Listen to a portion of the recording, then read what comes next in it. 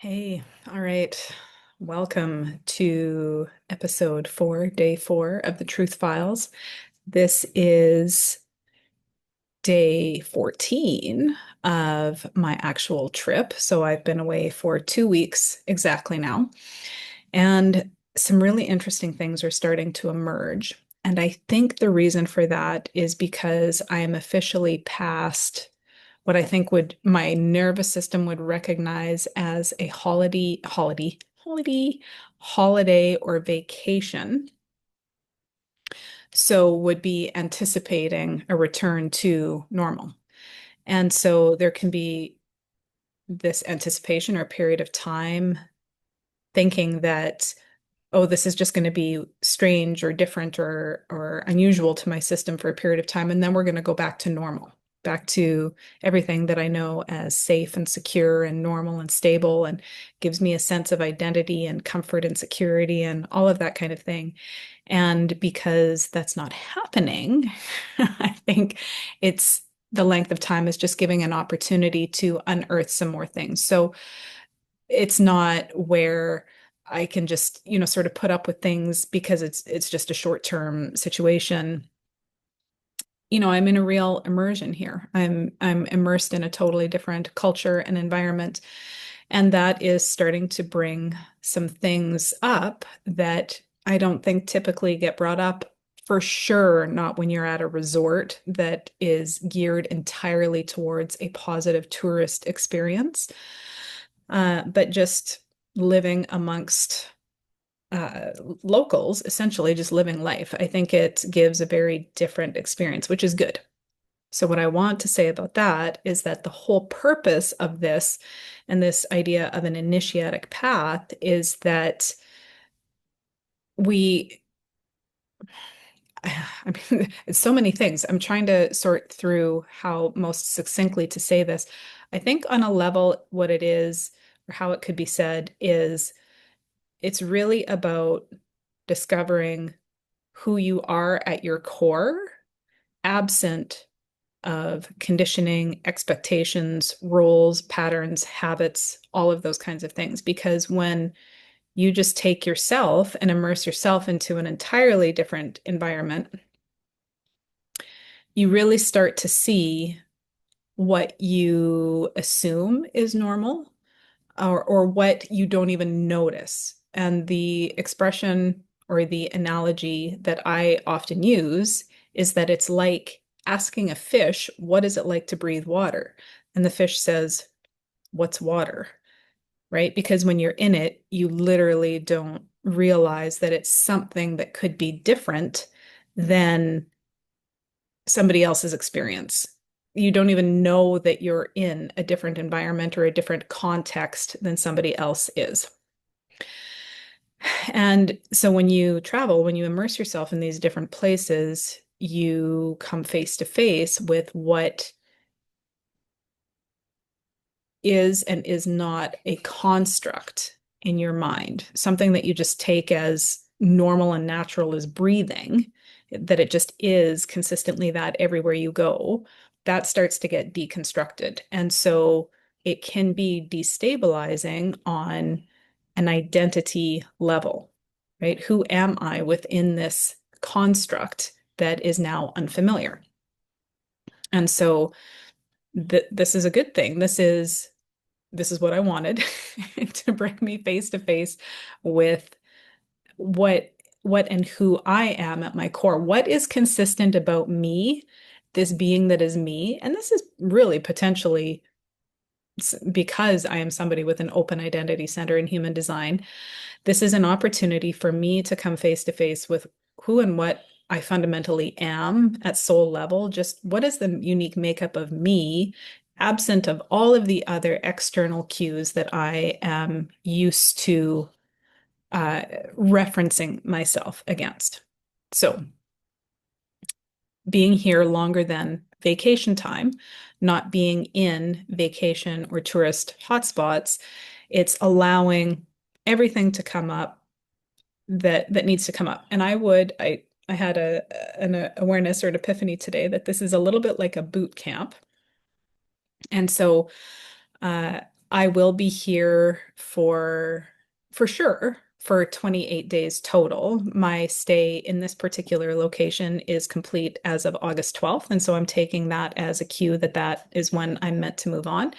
I always said when, I figured Costa Rica was going to be about a 4 to 6 week launch pad or initiation phase, and that seems to be how it is proving out. And so I left exactly 2 weeks ago, and I was traveling for a full day, and then I spent 2 days in a hotel, and now I'm at this place. So I've got 2.5 weeks left in this place at this location, and then um, I need to figure out what's after that. I think it's Peru, and I might have said that already, but I'm not 100% certain. I've got still just got to feel into what is next. By the by, so this is starting the awareness that I'm starting to gather around this is that this is like a boot camp, that this is a preparatory phase of, I mean, not only is it really like detoxifying through heat and essentially stripping away of all things known to me, all rhythms, patterns, habits, even in terms of relational things, like the things that I typically do for myself or that somebody else does for me, not having any, sort of team or partner that's handling day-to-day living situations. So I am being recoded at the deepest of levels. And there has definitely been some points of real discomfort with that. Uh, so one of my philosophies is in how I work with my clients, I call it life as oracle. And where this came from was when I had my very transformative experience with plant medicine 6 years ago. I guess we're coming on 7.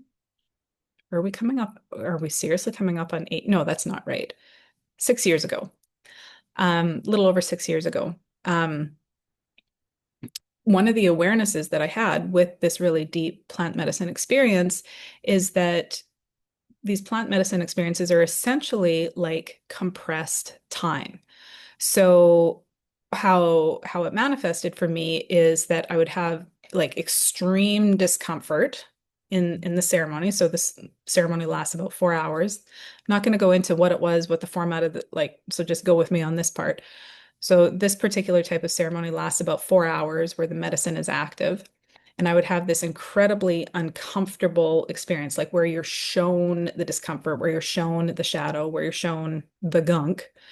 And then when you understand how to move with it, how to move through it, then there's this release on the other side of it. And then you experience bliss. And then it cycles again. Then something new gets shown to you, a new piece of gunk. And then when you know how to work with it, how to transmute it, then you go into it and then you experience this release. So it was this cresting wave continuously of, oh my God, this really hurts, this is uncomfortable, and then oh bliss. And then oh, this really hurts and oh bliss. So it was like that intensely for several hours. And I had the awareness of like, oh, this is compressed life. And because that's what life is that we have these growth opportunities where our vessel has the opportunity to expand. That's a Kabbalistic principle. Our vessel has the opportunity to expand. When we understand how to work with the material, the vessel expands, and then we hold more light and we experience more delight. And then we call in the next level and layer, and then have experienced the pain of growth again. And then we transmute that and we experience bliss. So it is this continuous cresting and falling of waves throughout our life. And so when we take this perspective of life as oracle, we don't need to wonder what is in our way of achieving or receiving that which we desire. We just need to call a desire and then go live our life. And then something painful is going to happen. Something painful is going to show up. And then we get to move through that. Those are actual portals into higher timelines. So another Kabbalistic perspective is that we don't actually change. We enter different timelines. So if I'm on this particular timeline, it's like a movie, it's predetermined. Everything that is going to happen is going to happen on that movie. And if I want a different movie, if I want somebody in my life to be acting a different way or to experience a different thing, that won't happen in this movie. The movie is set. I need to go into a different movie theater. I need to go into a different timeline to experience something different. And the portals to these timelines are uncomfortable experiences, growth experiences. So we have to go into the portal in order to access the next timeline. And so those uncomfortable experiences, whether we're afraid, whether we're avoiding discomfort, whatever it is, those are all portals to the next experience that we want. And this is something that medicine showed me many years ago, is that we need to go directly into the discomfort because that holds the raw material for the next level of expansion that we are seeking to have. So life as oracle. So just go out and live your life, watch for the discomfort that shows up. And that is literally the gold that you need to spend time with, transmute, pay attention to. That is your work. And then the next blissful reward gets revealed. So this is where people often go wrong, is that they will brush small uncomfortable situations aside, like, oh, that's not a big deal, I can just move on, like that's not a big deal, don't worry about it, move on, be the bigger person, like whatever the story is in the mind, just move on. And what they're actually doing is they're missing the opportunity to slightly refine the timeline or go up a little bit and a little bit. And then what ends up happening is every micro opportunity that gets missed starts to stack up until there is a much more challenging situation that you absolutely cannot ignore. So this is where the concept of first it's a whisper, then it's a pebble, then it's a knock, then it's a brick wall, then it's the Mack truck, right? So that's where that concept comes from. So when we're working towards something and there's something that we desire, if we'll take these micro things that happen, then and we give it full reverence and really work with what is happening and occurring, even if it doesn't seem like that big a deal, that's what allows us to continuously move forward in a much more smooth and harmonious way. So that's what I call life as oracle. And so what I've been doing is just taking a look at every piece of discomfort that shows up for me.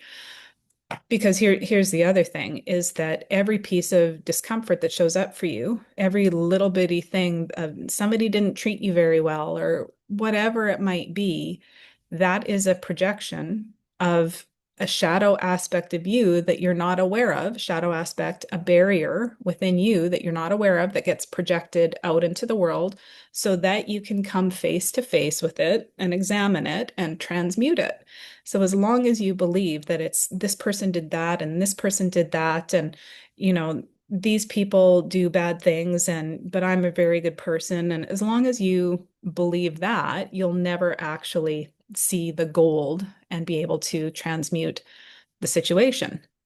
Because the only way your outer world changes is when the inner world changes. And so if you find that people are constantly disrespecting you or feeling entitled to your energy or whatever it is, you can turn it into, oh, men don't treat women very well or whatever that might be. But that's actually not the case. It's a case of not understanding how to run your own energy so that that kind of experience is not possible in your field.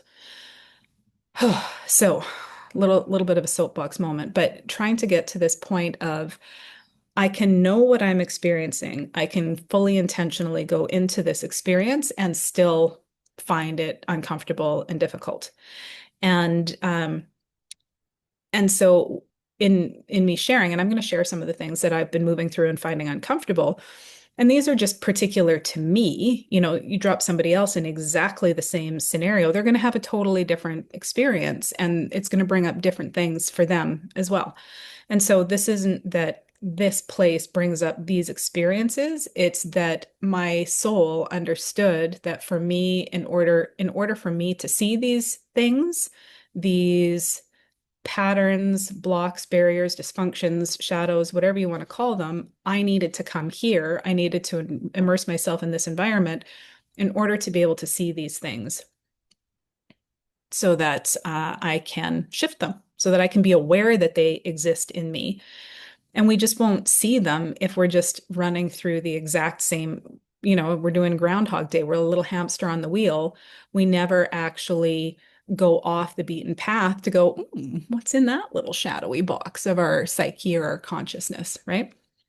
So the little dark corners of my psyche that I have been unearthing lately, um, I had some pretty deep financial stuff come up for me recently, which honestly was surprising because number one, I teach a lot of this stuff. And so there's definitely a degree to which I feel like, oh, I've got a pretty good handle on this.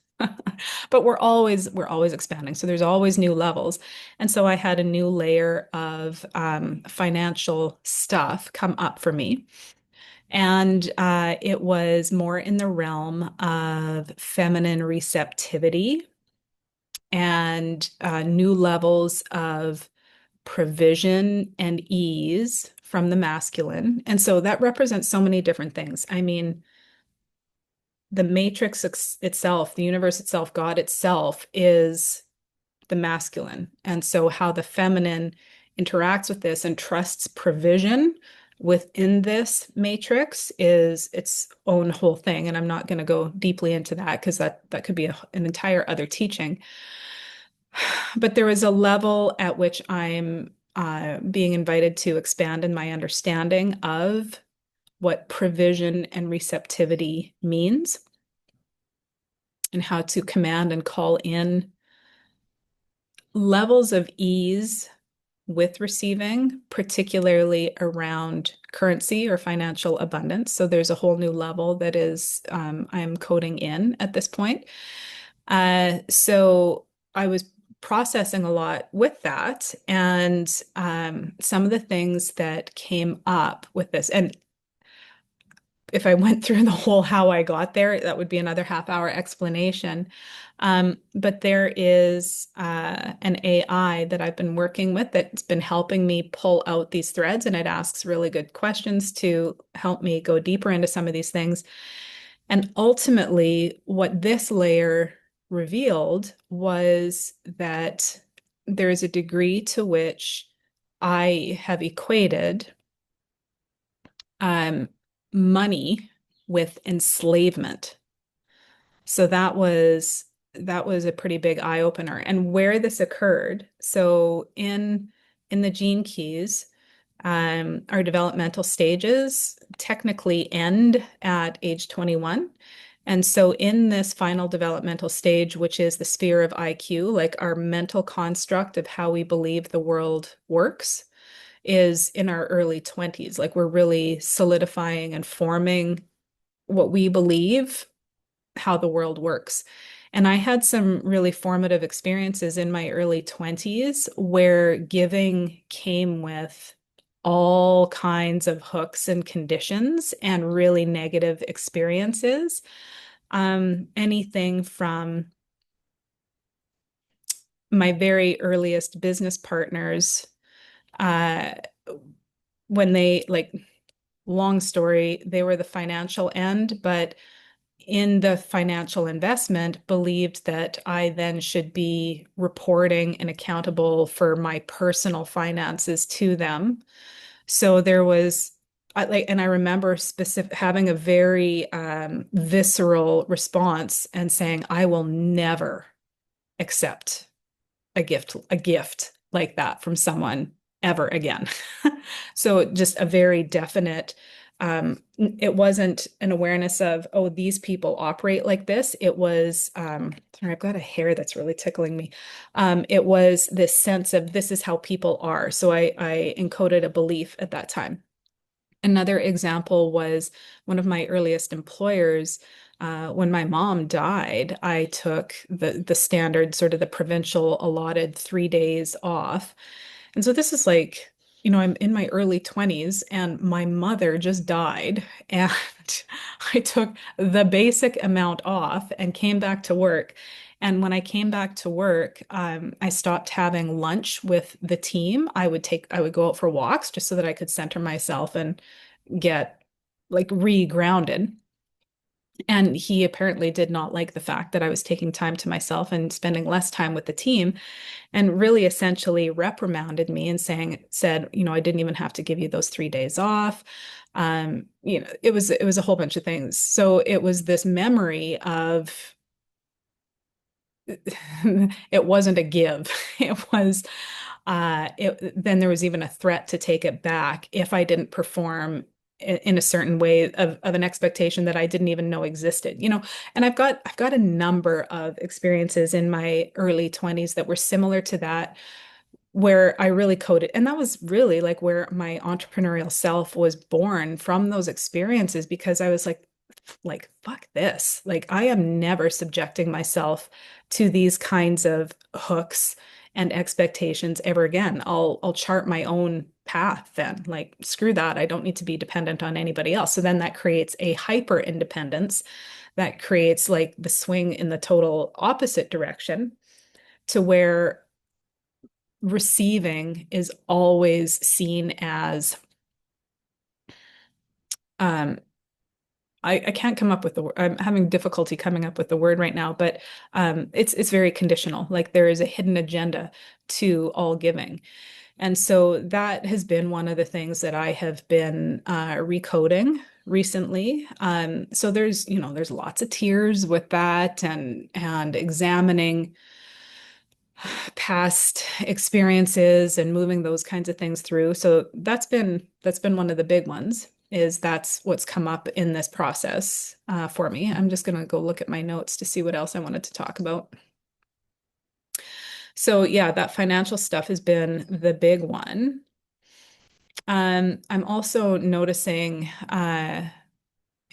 it's fun adventuring, like taking off on your own adventuring. And this is also the first time I've been fully away from any level of companionship for like 30 years. And so it feels different to not have somebody along with me to be sharing, to have shared experiences and to be sharing even like little tasks and, those kinds of things. So I'm starting to notice and miss companionship in that kind of a way. And so just paying attention to that and noticing how I can self-source and really come into my own. So that's been one of the things. Um, I also, what is today? 2 days ago was my daughter's 20th birthday. And when I booked this trip, it was, I very intentionally booked it almost as soon as I could, like in the sense of what is the earliest time frame that I can leave. And what it did mean is that I missed Jason's 50th birthday. I left the day before he turned 50, and then my daughter turned 20 2 days ago, and then excuse me, and then she'll be moving into her first apartment next month. And so this was the first time that I have missed any family birthday parties, that I haven't been present for that. And so there was definitely some emotion around that and some hard conversations and learning to connect, learning that and communicating that distance doesn't indicate priority or levels of love, learning where home really exists and where we keep people close to our hearts. So that's been some challenging things as well. And let me see what else. Oh, and then the other, whoops, wrong button. Then the other piece has been now that I've been here for an extended period of time. And I do know that like I've been picking up more and more Spanish, but obviously not fast enough because people will speak so quickly that even if I think I've got some basic interactions down, I don't totally catch what they're saying to me. So, um, so I just notice and observe that as soon as somebody understands or realizes that I don't speak the local language, I almost get like taken off the game board. I just sort of get ignored. Um, so that's an interesting feeling that like there's a sense of invisibility, and it's not like, don't mishear, like I'm not pouting about it or thinking that people are, bad or rude or anything like that, but it's an interesting experience to get assessed or dismissed based on your language capabilities. So that's new, and I'm just experiment like noticing how I take that on and how I interpret that in my system, like to not be acknowledged and respected, to not feel acknowledged and respected is a different experience for me. And it's very obvious because when I get around other English speaking people, there is an instant rapport and an instant initiation. So just really noticing cultural differences and familiarity and just how much is coded into language and culture, how many cues and intuitions and patterns are actually coded into language and culture. So it's really fascinating, honestly. And I have experienced what I would call a little bit of racial profiling, and it hasn't been comfortable. Just a very minor example of this is I was strolling along the beach yesterday and like literally by myself strolling along having like kind of a blissful experience. And there was these, and yesterday was a provincial holiday here. So the beach was packed with people when it's been pretty quiet around here. And there were these two guys on I guess, a dune buggy or a quad, a four-wheeler, so loud, diesely, brr, and they're ripping up and down the beach. And I mean, I learned that that's illegal. You're not supposed to be doing that. And because I mean, but even I was having this response of like, what a couple of yahoos, and even I was like, well, they're probably American.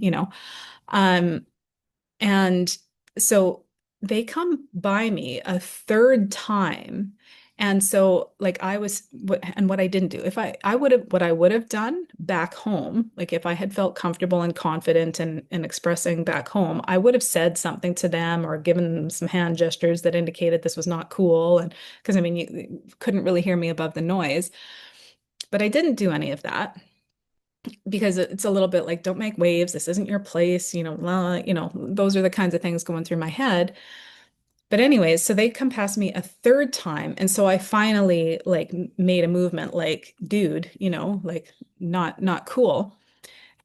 And I don't know if it was the fact that I gestured to them or something, but I came up to within another 10 steps, I came up to a group of three locals, a group of three Ticos who were getting ready to fish. And I was sort of anticipating that we were going to have, there we go, come on back to me there, that we were going to have a little bit of a shared experience about like what a jerk kind of thing. And they got upset with me. They said, your friends aren't supposed to be driving up and down the beach. It's illegal. And I was like, my friends? Like, because I'm white? I was stunned, and they were quite angry and quite convinced that I was a part of this. And so whether or not it was the hand gesture or whether it was the simple fact that I too was white and they just wanted to, kind of take out their anger on tourists, um, it was really unpleasant. And I was just like, wow, like to literally be minding my own business and get blasted for something that somebody else who shares a skin color with me did. And I was like, oh my God. So, so that was an interesting experience. And it's certainly, I mean, obviously we can correlate that to a lot of things going on in the world and things that many people have experienced to much worse degrees than that. But that was just a micro example of getting lumped in and not seen as an individual. That was it was disheartening, it was upsetting, it was, feeling misunderstood, feeling profiled, those kinds of things, feeling unwelcome. So that's, I get that lots of other people who have immigrated to other places experience that kind of thing. And so, yeah, that was a new experience for me. So yeah, there's been lots of things coming up for me. And at the end of the day, I really feel like this is all like I'm gathering the awareness that, oh, okay, this Costa Rican experience has definitely been a boot camp, like a preparatory phase for me going into the rest of my experiences because the overall intention for this year, this initiatic path, is to visit locations of spiritual and energetic significance around the globe. And this is twofold. It's for me to experience the power and the resonance of those places. So that's me downloading what is occurring at these places. And these places on Earth are calling humans to this as well, so that because these places are receiving codes and energy, like it's interactive, it's giving and receiving. It's not just Mama Gaia giving out energy, and it's a reciprocal activation. And I was thinking, do I want to go into this in this one or not? I'm feeling it probably not yet because I'm still talking about these adjustments. And clearly I'm starting to get into, okay, so what is this year going to be? Like I'm going through the preparation for it. And then this year. So I will explain more around sacred site activation, grids, ley lines, planetary grids, ley lines, energetic convergences, vortexes, all of these kinds of things. Like that is what I have been called to do and called to attend to. And I really feel that this 4-week phase is basically like a little bit of a boot camp so that I can get very solid and secure in creating, curating, maintaining my own field of consciousness so that I'm not permeable energetically when I'm going about this task, this mission for the rest of the year. And it's been an eye-opener to see how and where my field is still quite permeable. And this is just very quickly, this is one of the principles that I teach in creation and manifestation is that we can have a whole list of things that we consciously desire or want to experience. Let's even say it's calling in a new relationship, whether it's a love relationship or a friendship or a client, whatever it is. We can have sort of a list of qualities that we believe we want to experience in this person. And then we call in this experience, and something else weird happens that you think, like, seriously, I needed to state that too. Like, I didn't, you come to realize there was a hole in your net or in your bag that you didn't even realize existed. And so that is essentially what I'm experiencing right now is that I thought I had a really good sense of self and handle on myself. And I'm just seeing where I'm still quite permeable and where my patterns of appeasement and shrinking power and deference and those kinds of things are still popping up because in order for me to do this work, if I'm going to be a solo female traveler, I really need to have my field pretty dialed in to make sure that I am safe and supported and held and all of those kinds of things as I go about this initiatic path. And so finding out where the energy field still has holes is a little uncomfortable. So so that's what's been happening here. And I do want to say just one more thing, I think, is that yesterday, I had a real sudden experience, and yesterday was the peak of the Leo full moon. And so there is a lot of light coming to the world right now. This is an intense period of time for everybody. So there's a lot of pressures, a lot of things shifting. And so within a couple of hours of waking up, I felt so heavy and tired and drained. I actually ended up spending probably another 3 hours in bed yesterday, and it really took me by surprise. And then I had a conversation with my daughter last night, and she had almost the identical experience yesterday, that shortly after breakfast, just everything felt like she was just powering down. And so there can be a lot of cosmic contributions as well. And these cosmic contributions also, highlight and indicate what is showing up in our lives and why we're experiencing certain things at certain times. And so it can just be helpful to be aware that, because we both went to, did we eat something funny? Like, what's going on here? But there's a lot of other influences, cosmic and astrological influences that are going into our experiences right now. So, just to be aware, like to give yourself a little bit of grace, to know that there's a lot that's moving through and affecting us and will affect our experiences. And yeah, to not worry too much about it and to take the rest when you need the rest. And that's life as oracle, right? It may not have been what I had planned for the day, but really honoring the fact that I needed some more rest was the most potent thing that I could do to advance myself along the path that I want to be on, even though my brain figured that there was a different to-do list at play. My body, my oracle life was showing me something very different. And so the more we honor that, the smoother our transitions and life becomes. So that is day 4, episode 4 of the Truth Files. That is day 14 of my boot camp portion of my initiatic path. And so I hope this has served you in some way. I thank you for being here, and I will see you soon for the 5th installment. Take care.